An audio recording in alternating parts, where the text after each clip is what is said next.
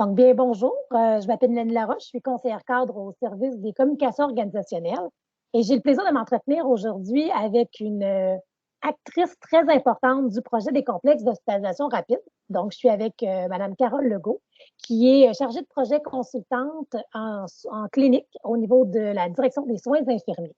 Donc, elle a été très active dans tout le projet qui s'est déroulé, en fait, au niveau de la construction en 4 mois pour le complexe d'hospitalisation rapide de Saint-Eustache. Donc, d'entrée de jeu, Carole, j'aimerais ça que tu nous expliques un petit peu, c'était quoi ton rôle? Bien, bonjour, Madame Laroche.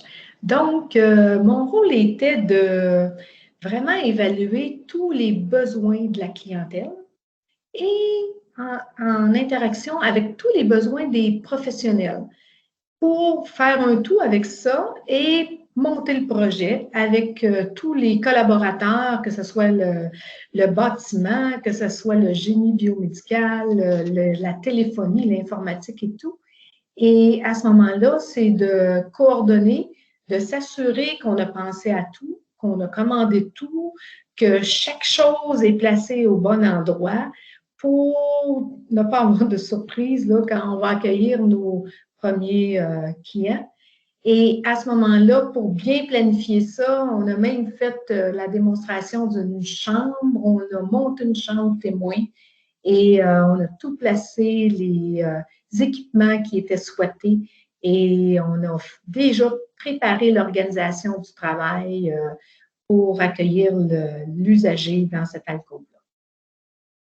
Justement, pourquoi on appelle ça une alcôve?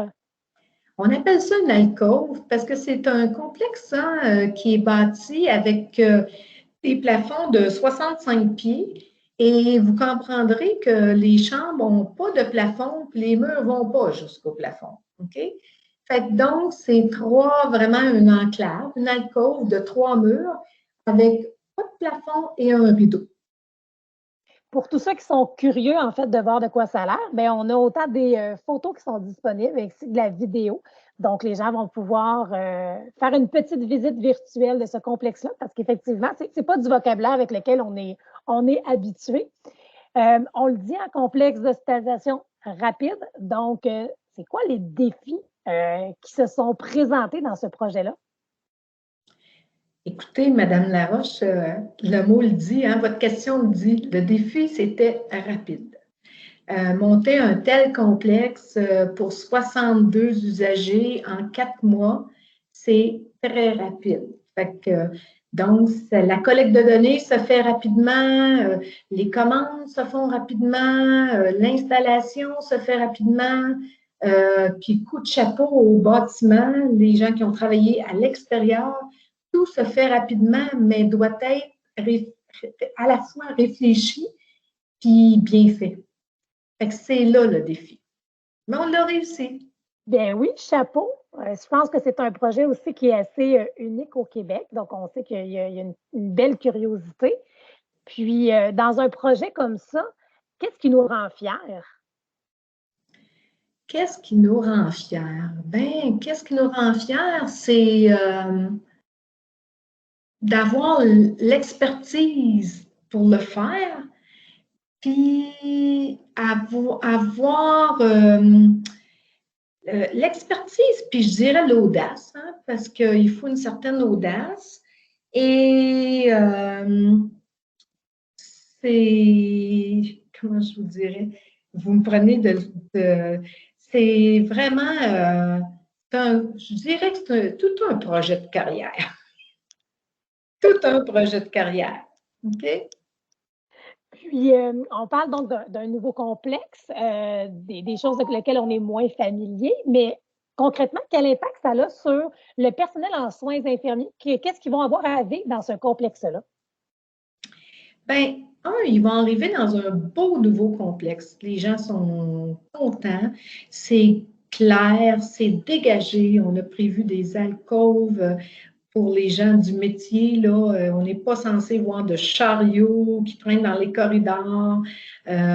Tout ça dégagé pour que notre clientèle puisse marcher, se réhabiliter là, sécuritairement.